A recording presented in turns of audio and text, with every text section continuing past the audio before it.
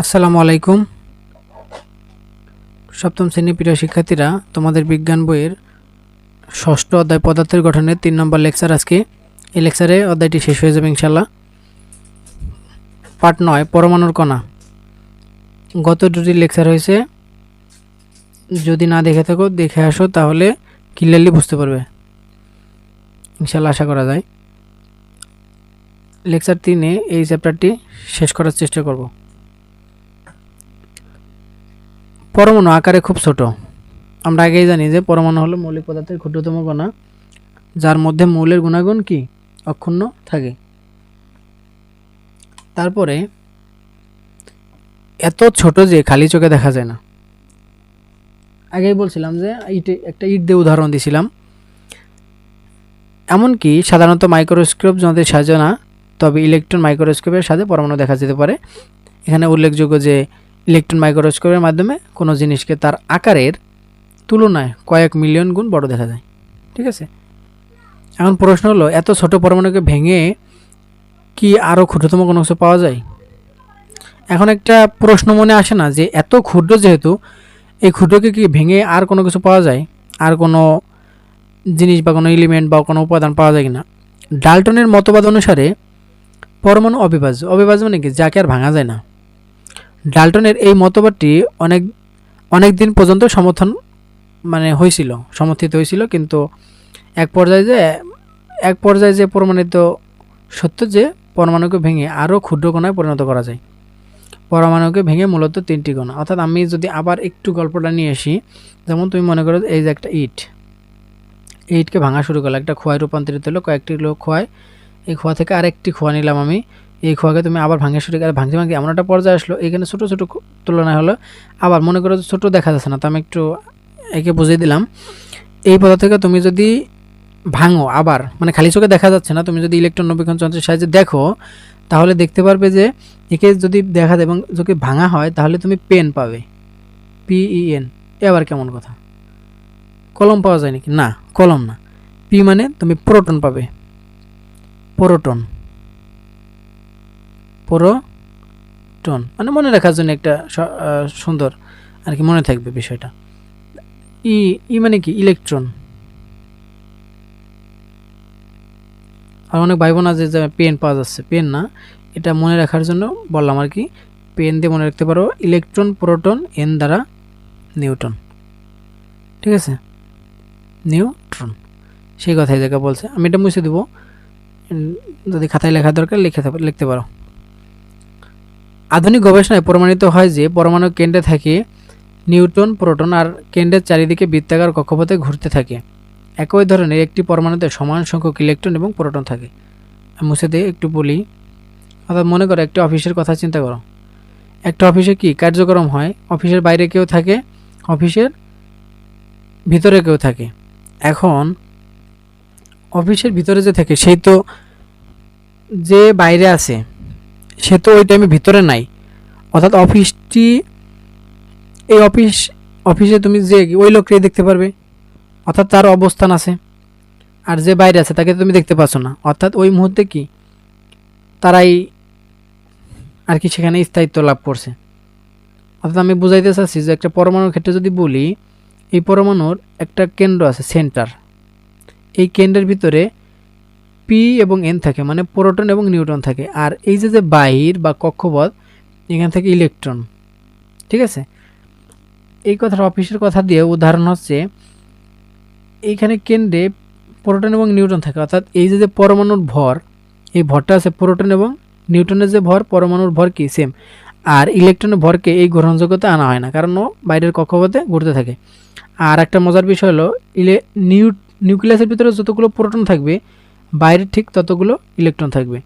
যদি না থাকে, কারণ আর মজার কথা আরেকটা হচ্ছে, প্রোটন মানে পজিটিভ, মনে রাখতে পারো পি, আর ইলেকট্রন সবসময় ওর সাইন বা চিহ্ন হচ্ছে নেগেটিভ, আর এন মানে নিউট্রাল বা শূন্য, এর কোনো চার্জ নিরপেক্ষ। ইলেকট্রনের চার্জ ঋণাত্মক, প্রোটন বা এর চার্জ হচ্ছে পজিটিভ বা ধনাত্মক। ঠিক আছে, অর্থাৎ আবার সার্বিক দিক যদি একটা মৌলের কথা, পরমাণুর কথা চিন্তা করলাম, এই যে পরমাণুর একটা গঠন, এর ভিতরে থাকে নিউক্লিয়াস মানে কেন্দ্র, এই কেন্দ্রের মধ্যে থাকে পি এবং এন, প্রোটন এবং নিউট্রন। ভিতরে যতগুলো প্রোটন থাকবে বাইরে ঠিক ততগুলো ইলেকট্রন থাকবে, কারণ এই প্লাস মাইনাসে কি এই জিনিস এই এলিমেন্টটা কি স্টেবল থাকবে বা স্থিতিশীল থাকবে। বাইরে থেকে ইলেকট্রন আর ভিতরে কি প্রোটন এবং নিউট্রন থাকে। এই কথাগুলো এখানে বলছে বৃত্তাকার কক্ষপথে ইলেকট্রনগুলো ঘুরতে থাকে, আর ইলেকট্রন অবস্থান হচ্ছে কক্ষপথে ও বৃত্তাকার কক্ষপথে ঘুরতে থাকে, আর প্রোটন এবং নিউট্রন কি কেন্দ্রে থাকে। অর্থাৎ একটি পরমাণু সমান সংখ্যক ইলেকট্রন এবং প্রোটন থাকে। একমাত্র হাইড্রোজেন পরমাণুর কেন্দ্রে কোনো নিউট্রন থাকে না। একটা মাত্র পরমাণু আছে যেটা হাইড্রোজেন, মানে ফার্স্ট পর্যায় সারণীর কথা বলছিলাম পিরিয়ডিক টেবিল, একমাত্র হাইড্রোজেন অর্থাৎ ফার্স্ট যেই পরমাণু বা মৌলটা আছে হাইড্রোজেন, এর কেন্দ্রে কোনো নিউট্রন থাকে না। অর্থাৎ হাইড্রোজেন পরমাণু যদি তুমি ভাঙো তাহলে কেন্দ্রে একটা প্রোটন এবং বাইরে একটা ইলেকট্রন পাবে স্টেবল, মানে এর কেন্দ্রে কোনো কি নিউট্রন নাই। অন্যদিকে হিলিয়াম পরমাণু কেন্দ্রে দুটি প্রোটন এবং দুটি নিউট্রন বাইরে, অর্থাৎ দুটি প্রোটন এবং নিউট্রন। এখন এই যে নিউক্লিয়াস, এটাকে নিউক্লিয়াস বললাম, এই যে এই পরমাণু নিউক্লিয়াস, এটা এই পরমাণু এই যে নিউক্লিয়াস, এই যে নিউক্লিয়াস মানে কেন্দ্র, এর ভিতরে বললাম কি আছে প্রোটন এবং নিউট্রন আছে। এখন আরেকটা সুন্দর জিনিস হলো প্রোটন এবং নিউট্রনের মোট যে ফলাফল যে মার্ক তার নাম হচ্ছে ভর সংখ্যা। তার নাম কি ভর সংখ্যা। ওই যে অফিসের কথা দিয়ে বললাম, অর্থাৎ অফিসের স্থায়িত্ব লাভ করে, অর্থাৎ অফিসের ভিতরে যারা আছে তারাই শুধু গ্রান্ট হবে। যে অফিসের মধ্যে দুজন থাকলে সেই দুজনের নামই আসবে, আর বাইরে যে কজন থাকলো সেটাই সে সময় কি গ্রান্ট হবে না, কাউন্ট হবে না, তুমি যে তাতে দেখতে পারবে না। অর্থাৎ ইলেকট্রন যে বাইরে করে ও কাউন্টে আসবে না, অর্থাৎ ওই পরমাণুটার ভর কাউন্ট হবে কি ভিতরে প্রোটন আর নিউট্রনের ভরে কি পরমাণুটার ভর হিসেবে, পদার্থের ভর হিসেবে গ্রহণযোগ্যতা পাবে। ঠিক আছে, আর এটা হচ্ছে ভর সংখ্যা, আর বাইরে থাকে কি ইলেকট্রন। আবার অক্সিজেন পরমাণু কেন্দ্রে 8টি প্রোটন এবং 8টি নিউট্রন থাকে, আর বাইরে থেকে কি 8টি নিউট্রন। তাহলে প্রোটন এবং এর ভর সংখ্যা কত, কত 8 আর 8 কত 16। তারপরে দুটি প্রোটন দুটি নিউট্রন 4, আর দুটি ইলেকট্রন। প্রোটন সংখ্যা আর ইলেকট্রন সংখ্যা সবসময় সমান। এখানে 8টা প্রোটন আছে, এই জন্য এই জায়গায় 8টি ইলেকট্রন আছে। আর তুমি যদি এই পরমাণুগুলো আঁকতে চাও তাহলে এইভাবে আঁকতে পারবে। দেখো দাঁড়াও, এখানে পি দ্বারা প্রোটন এবং এন দ্বারা নিউট্রন বোঝাচ্ছে। ফার্স্টে তুমি নিউক্লিয়াস দিবে এইভাবে ছোটো করে নিউক্লিয়াস, আর নিউক্লিয়াসের চার্জ ভিতরে ধনাত্মক দিলেই বোঝা যাবে যে এটা একটা নিউক্লিয়াস। এইভাবে এখানে একটা নিউক্লিয়াস, তারপর প্রথম কক্ষপথে, অর্থাৎ এটা যদি প্রথম কক্ষপথে তুমি একটা বালতির সাথে কল্পনা করো, অর্থাৎ ওই বালতিতে 2 লিটার পানি ধরবে, এই যে 2টা ইলেকট্রন ধরলো। তারপরের একটা কক্ষপথ, এই কক্ষপথে সর্বোচ্চ 8টা থাকতে পারবে। কয়টা? 8টা। মনে করো ওই বালতিতে তুমি সর্বোচ্চ 8 লিটার পানি রাখতে পারবে, ঠিক আছে, এর বেশি পারবে না, কম হইলে তো সমস্যা নাই। অর্থাৎ এইভাবে আর কি। এই কারণে হাইড্রোজেনের পারমাণবিক সংখ্যা হচ্ছে 1। পারমাণবিক সংখ্যা কি? পারমাণবিক সংখ্যা হচ্ছে মৌলের একটা, যেমন তোমার রোল নাম্বার, আমি যদি তোমার রোল নাম্বার বলি তাহলে কি তোমার পরিচিতির একটা লাভ পাবে না? যেমন তোমার রোল নাম্বার সাপোজ মনে করো 1, এখন যদি বলে যে রোল নাম্বার 1 দাঁড়াও, তখন তো তুমি ইন্ডিকেট তুমি দাঁড়াচ্ছ। অর্থাৎ যখন পারমাণবিক সংখ্যাওয়ালাটা মনে করো আইডি নম্বর, তোমার আইডি নম্বর, এই হাইড্রোজেন আইডি নম্বর 1, যখন 1 বলবো তখন এই হাইড্রোজেনকে বুঝবো। যখন হিলিয়ামের হচ্ছে কি 2, তারপর অক্সিজেনের আছে 8, ঠিক আছে, হাইড্রোজেন হিলিয়াম লিথিয়াম মানে 3, hydrogen helium lithium beryllium boron carbon nitrogen, এইভাবে মুখস্থ রাখতে পারবে, সমস্যা নেই। তাহলে 1, এই কারণে এই যে একটা ইলেকট্রন, তাহলে তুমি ফার্স্ট একটা নিউক্লিয়াস দিবে এভাবে ধনাত্মক চিহ্ন দিয়ে, তারপরে 2 নম্বর কক্ষপথে কত, যেহেতু 1 আছে একটা ইলেকট্রন থাকলো, এই যে এর ইলেকট্রন বিন্যাস শেষ এইভাবে, ঠিক আছে। এই গেল হাইড্রোজেনের। এটা বলে ইলেকট্রন বিন্যাস, মানে ইলেকট্রন কিভাবে আছে। একটু যা বলি হালকা বোঝার চেষ্টা করো, কারণ এত ডিটেলস নাই তো, এই কারণে আর কি যা বলছি তাই বেশি হয়ে যাচ্ছে আর কি। এখানে সব সেম নিউক্লিয়াস দিবে, তারপরে খেটে খেটে 2টা থাকতে পারে। আর হিলিয়ামের কত পারমাণবিক সংখ্যা বা আইডি নাম্বার 2 আছে 2। অক্সিজেনের ক্ষেত্রে 8 ওর আইডি নাম্বার, এই কারণে এই যে এখানে প্রথম ক্ষেত্রে ধনাত্মক গোল হইতেছে না, আমার একটু ব্যাক হয়ে যেত, গোল করে দেবো একবারে, দরকার কাটা কোম্পানি দায় কিনবা। তারপরে 2, তারপরে সে কয়টা 2টা, সরি এই যে এখানে দিয়ে দিছে যে ফার্স্টে এই যেটা নিউক্লিয়াস, তারপরে 2, তারপর বাদ থাকলো কত 8 থেকে 2টা চলে গেল ফার্স্টে, 2 লিটার পানি একটা দিয়ে দিলা, তারপরে থাকলো কত 6। এই যে 6, ঠিক আছে গেল। এখন দেখো এই পার্টে এইটুকু জানলেই হবে ইনশাআল্লাহ, আশা করা যায়। দ্রাবক সর্বজনীন দ্রাবক হিসেবে পানির ব্যবহার, মানে তোমরা ষষ্ঠ শ্রেণীতে তোমরা দেখেছো যে পানি একটি সর্বজনীন দ্রাবক, কারণ এটি জৈব এবং অজৈব মানে অর্গানিক এবং ইনঅর্গানিক অনেক দ্রাবকে দ্রবীভূত হয়, যা অন্য দ্রাবকের পক্ষে সম্ভব নয়। তাহলে এবার সত্যিকার অর্থেই যাচাই করবেন, একটা পরীক্ষা দিচ্ছে যে আসলে কি এটা সর্বজনীন দ্রাবক কিনা, মানে সব ক্ষেত্রে ইউজ করা যায় কিনা। সর্বজনীন মানে কি সবার ক্ষেত্রে ইউজ করা যাবে। সর্বজনীন দ্রাবক মানে মনে করো যে তুমি একটা গ্লাসে পানি নিলা, দ্রাবক প্লাস তুমি আর এক পয়েম বা কোনো কিছুতে তোমার চিনি আছে, আরেকটা জিনিসে তুমি এই দুটো চিনি মিশানোর পরে তুমি কি পাবা, একটা শরবত পাবা, অর্থাৎ এই চিনি এবং পানির মিশ্রণ, অর্থাৎ দ্রাবক। পানি হলো দ্রাবক ছিল, চিনি হলো আমার দ্রব, আর এই জায়গায় কী পেলাম আমরা দ্রবণ, ঠিক আছে এই হলো আর কি বেশি। আর এই যেটা সূত্র হিসেবে মনে রাখতো দ্রাবক, আর দ্রাবকের সাথে যদি দ্রব মিক্সড করা হয় তো তুমি দ্রবণ পাবা, ঠিক আছে।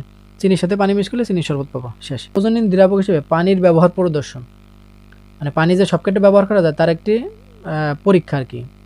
প্রয়োজনীয় পড়েন কী কী লাগবে, তোমার পানি লাগবে, টেস্ট টিউব লাগবে, নানা রকম পদার্থ, যেমন কী কী লাগবে, খাবার লবণ মানে সোডিয়াম, তারপরে খাবার সোডা লাগবে, তারপরে টেস্টিং সল্ট লাগবে, তারপরে বিট লবণ লাগবে, ফিটকিরি লাগবে, চিনি লাগবে, ভিনেগার লাগবে, স্পিরিট লাগবে, ভিটামিন সি ট্যাবলেট লাগবে, আর গ্লুকোজ, এই উপাদানগুলো লাগবে। তারপর পদ্ধতি কি, টেস্ট টিউবে 5 মিলিমিটার পানি নিতে হবে, 5 মিলিমিটার পানি নিলা, তারপরে কিছু কিছু খাবার লবণ মানে যোগ, একবার অনেক দেওয়া যাবে না, পরিমাণ মতো দিতে হবে আর জাগাইতে হবে। এখন লবণ কি পানিতে দ্রবীভূত, অর্থাৎ শরবত গুলানোর সময় দেখি যে আর কি চিনি গলছে কিনা, আমরা যেটা বলি যে গলছে কিনা, অর্থাৎ দ্রবীভূত হয়ে গেল কিনা। হ্যাঁ ঠিক তাই, একইভাবে একে একে উপরের সবগুলো প্রতিটি দ্রব্য দিয়ে পানিতে দ্রব্য, অর্থাৎ মূল কথা কি, পানির ভিতর তুমি এই জায়গায় যত ধরনের পদার্থ আছে সবগুলো দাও, জৈব বা অজৈব যত ধরনের পদার্থ আছে এগুলো দিয়ে আস্তে আস্তে জাগাও। জাগানোর পরে যদি পানি এবং ওইটা পরিমাণে যদি হয়ে যায় তাহলে প্রতিটি দ্রব্য বা দেখা যাবে কি প্রতিটি দ্রব্য বা পদার্থই পানিতে দ্রবীভূত হচ্ছে, ঠিক আছে। এখন উল্লেখিত পদার্থের মধ্যে খাবার লবণ, সোডা, টেস্টিং সল্ট, বিট লবণ অজৈব পদার্থ, এগুলো কি ইনঅর্গানিক এলিমেন্ট। তারপরে চিনি, ভিনেগার, স্পিরিট, ভিটামিন সি এগুলো হচ্ছে কি আমাদের জৈব পদার্থ। তাহলে এই যে প্রমাণিত হলো যে পানি এবং জীব এবং অজৈব প্রতিটি ক্ষেত্রে দ্রবীভূত, অর্থাৎ পানি একটি সর্বজনীন। মূল কথা হলো পানি সব ক্ষেত্রে ব্যবহার করা যাইতেছে, জৈবর ক্ষেত্রে যাইতেছে, অজৈবর ক্ষেত্রে যাইতেছে, এই কারণে পানি সর্বজনীন।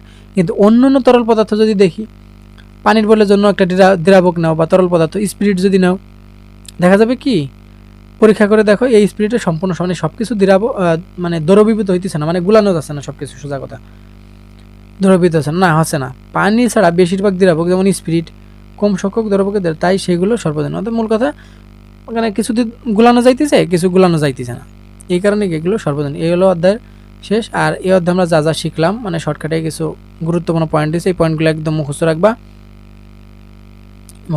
পুরো, মানে কি বলছে বুঝে মুখস্থ করা যাবে। বিজ্ঞান হলো কি বুঝে মুখস্থ করবা তাহলে মনে থাকবে, আর যদি তুমি না বুঝে মুখস্থ করো তুমি আজকে পরে পরে আর ভুলে মানে পরে আর ভালোভাবে পারবে না।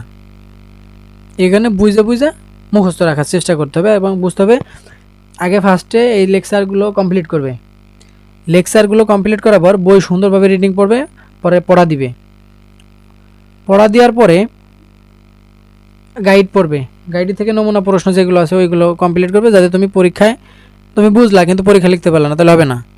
এমনভাবে গাইড এবং বই পড়তে হবে যাতে তুমি পরীক্ষার ক্ষেত্রে খুব সুন্দরভাবে লিখতে পারো। দেখো কি বলছে, ভিন্ন ভিন্ন পদার্থের উপাদান ভিন্ন ভিন্ন হয় এর ধর্ম, অর্থাৎ যেমন আমি বলছিলাম এটার কী কী, যেমন মনে করো তোমার কার্বন নিলাম, হাইড্রোজেন নিলাম, অক্সিজেন নিলাম, সোডিয়াম নিলাম, কি আলাদা আলাদা নাম না?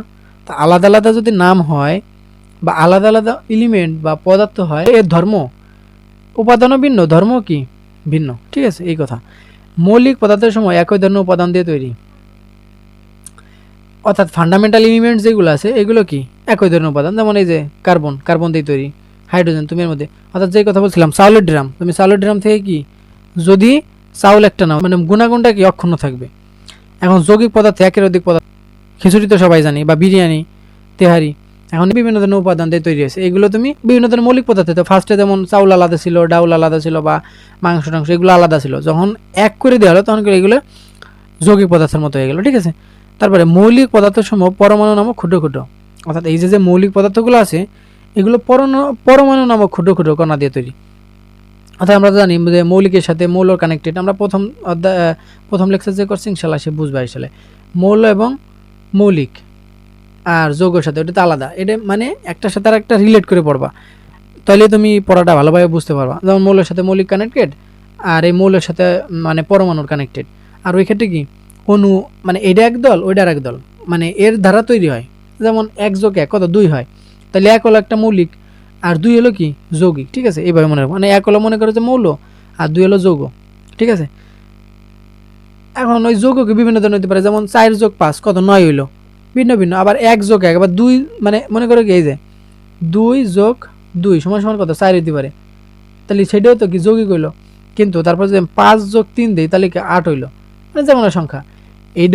এটাও যৌগ, এটাও যৌগ, কিন্তু এটার 2টা মৌলিক, 2টা মৌলিক, 5টা মৌলিক, 5টা কিন্তু আলাদা। এটা কি আলাদা মৌল, এটা কি একই মৌল। একই মৌল মিলেও যৌগ হবে, আর ভিন্ন মৌল মিলেও যৌগ হবে। কিন্তু একই মৌল দিয়ে যেই যৌগটা হবে সেটা হবে হচ্ছে মৌলের অণু। ঠিক আছে, আর যখন ভিন্ন ধরনের পরমাণু দিয়ে যৌগ হবে বা অণু হবে তখন যৌগের অণু। ঠিক আছে, ভিন্ন ভিন্ন মৌলের পদার্থের আকার ভিন্ন ভিন্ন হয়। যেমন এই যে অক্সিজেনের আমরা যে আকারগুলো দেখলাম, এই যে ভিন্ন ভিন্ন পরমাণুর আকার, হাইড্রোজেনের আকার এরকম, তারপরে হিলিয়ামের আকার এমন, অক্সিজেন আকার এমন। ঠিক আছে, আর যেমন এর কাজ ভিন্ন, এর ধর্মও ভিন্ন। তারপরে বিভিন্ন মৌলের পরমাণুর সঙ্গে সরল অনুপাতে যুক্ত হয়ে যৌগিক এবং যৌগ গঠন করে। আর যৌগিক পদার্থের ক্ষুদ্রতম একাকে অণু বলে। আর পরমাণু ভাঙলে বলছিলাম যে পেন, PEN, মানে পেন মানে প্রোটন, ই মানে ইলেকট্রন, আর এন মানে নিউটন পাওয়া যায়। তাহলে অধ্যায় শেষ। এরপর অনুশীলন তোমরা গাইড দিয়ে কমপ্লিট করে নেবে। সেই চ্যাপ্টারে বেসিক কমপ্লিট। তাহলে আবার দেখা হবে কোনো এক নতুন চ্যাপ্টার নিয়ে। ভালো থেকো, সুস্থ থেকো, মিধা একাডেমির সঙ্গে থেকো। আসসালামু আলাইকুম।